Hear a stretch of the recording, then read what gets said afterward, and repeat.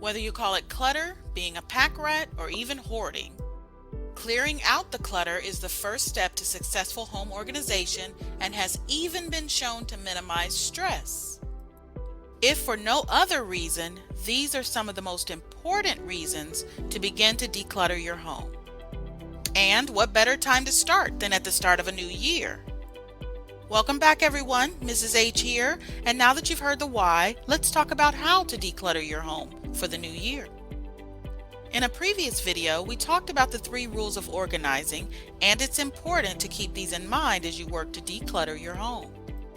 I'm going to link that video here, but I'm also going to show you how those rules apply in this video.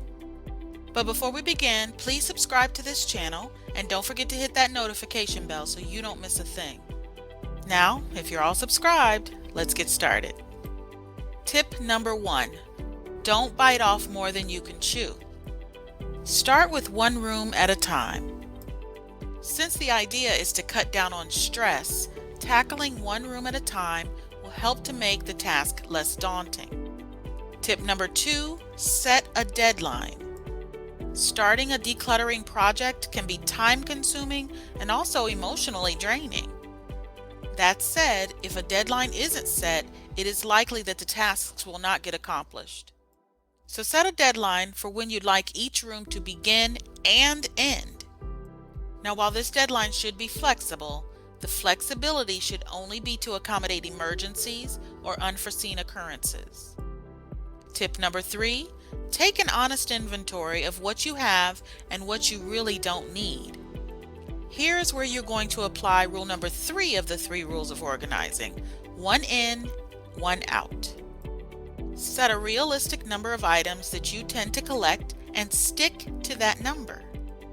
If, for example, you own, let's say, 24 pairs of black heels.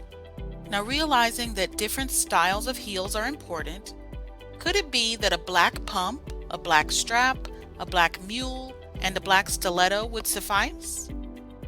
If so, once you have dwindled those 24 pairs down to roughly 4, if you find another pair that you absolutely cannot live without, then one of the 4 must be replaced.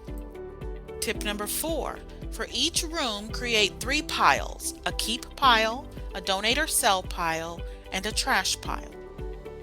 Now, start adding everything from the room to each pile respectively. At this point, it would be helpful to remember rule number 1. Everything has a home.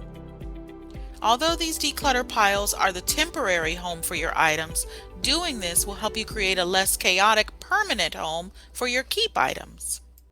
Tip number 5, create an Amazon, eBay, Facebook Marketplace, OfferUp, or Poshmark account, and using your camera phone, snap quick photos of everything in your sell pile and actually sell them. You can even have a garage sale.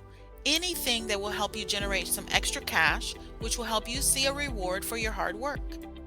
Now remember rule number 2, never leave a room empty-handed. Everything in the trash pile must make it to the trash.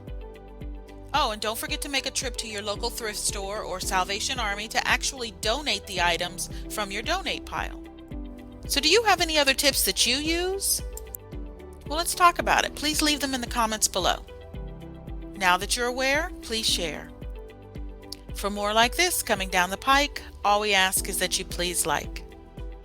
Above all, be kind, and we'll see you in the next video.